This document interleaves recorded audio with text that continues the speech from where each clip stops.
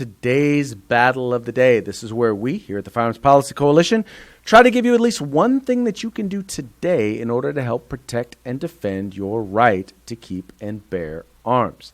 Today, we're going to be doing something a little different.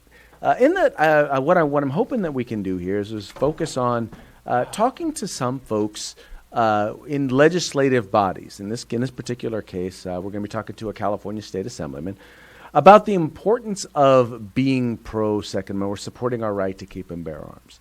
And I wanted to bring attention because I figure, having us talk to these individuals makes the most sense. And these are people who are, in this case, this is a Republican legislator. He claims to be pro-gun. But we have a number of measures where, quite frankly, we have some concerns with this individual. He recently had a bill signed into law which would exempt retired law enforcement officers from the current ban that we have in the state of California on standard capacity magazines or magazines holding more than 10 rounds. Now, don't get me wrong. I don't think anybody should be prohibited from being able to own standard capacity magazines. But there is an exemption that is provided for law enforcement, active law enforcement, that is there because supposedly this is something that they have to have because they're dealing with law enforcement. Okay, fine. Well, even if I give you that, I don't understand why there needs to be an additional exemption for retired law enforcement officers. They have no additional law enforcement capability or capacity or responsibility than I do as a private citizen, as a retired law enforcement officer. But for some reason, this particular individual believes that law enforcement officers deserve special rights. He did so when he supported a bill by Assemblyman Vopel, Assembly Bill 1872, which exempted from the roster certain groups of law enforcement officers. Once again, he believes that firearms that are safe and in common use in other states by law-abiding citizens, that while they should be exempted from the average citizen, while the average citizen does not have a right to own these firearms, he believes that exemptions should be expanded to include larger groups of law enforcement officers for really no reason other than, they have a badge, so therefore they deserve special rights. Once again, keep in mind, this is not an anti-law enforcement thing. This is simply an understanding that we as law-abiding citizens have a right to keep and bear arms, and that right to keep and bear arms includes firearms that are safe and in common use in other states. There's no reason why we should be exempted, and so supporting special rights for special people, that's something that the anti-gun community is behind. But these are not the only firearms bills that this particular individual has supported. He supported the idea of expanding gun violence restraining orders to include firearm parts.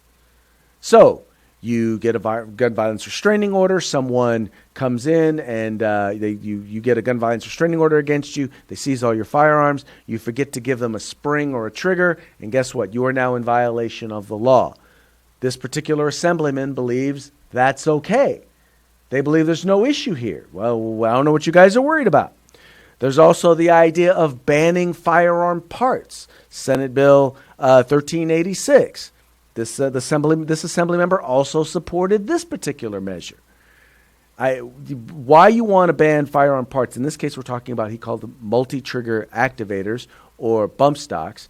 Once again, it's blaming the gun or blaming the firearm part in this case for what an individual did with that particular firearm part. He figures that's okay. Oh, and lest we not forget, requiring additional training or additional mandates on concealed carry permit holders. Another Democrat anti-gun bill that was supported by this particular member. This is Assembly Bill 2103. And then finally, there's, I won't necessarily call it finally, but then there's Assembly Bill 1903, which would prohibit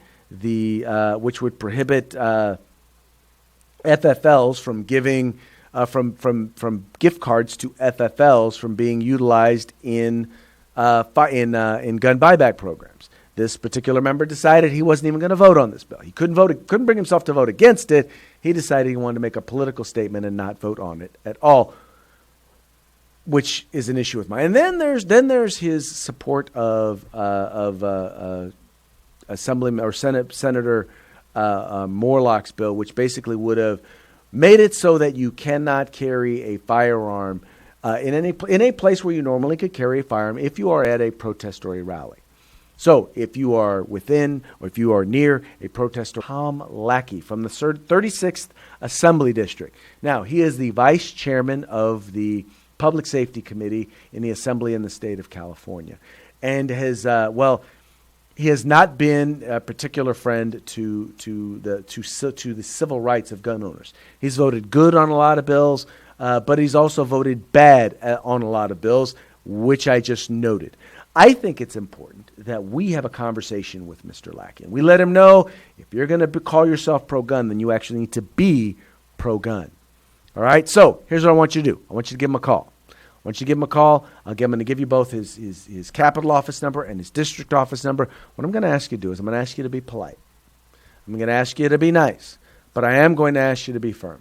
I'm going to want you to tell him a few things. Number one, special rights for special people is not a thing. It's not something that should be supported by any freedom, liberty-minded, pro-gun elected official in any state, let alone the state of California. And he needs to get his act together.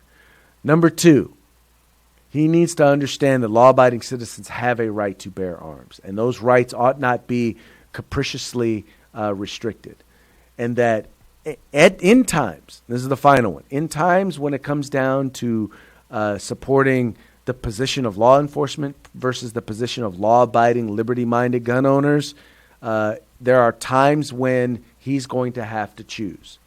And we would encourage him to choose wisely.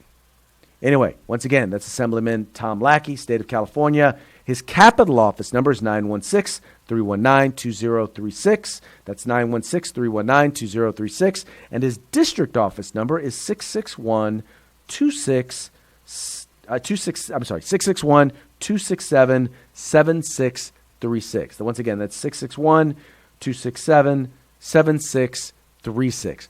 Please give them a call right now. They're still in the office. Give them a call right now. Let them know how you feel in as polite and respectful a manner as possible. But let him know gun owners are watching. Get it right. Anyway, folks, that's going to be it for today's Battle of the Day. Once again, I am Craig DeLuz with the Firearms Policy Coalition, encouraging you to be active in the fight for our civil rights. Because as we always say, got to use them or you're going to lose them. You guys take care. If you like our videos, follow, subscribe, like, and share.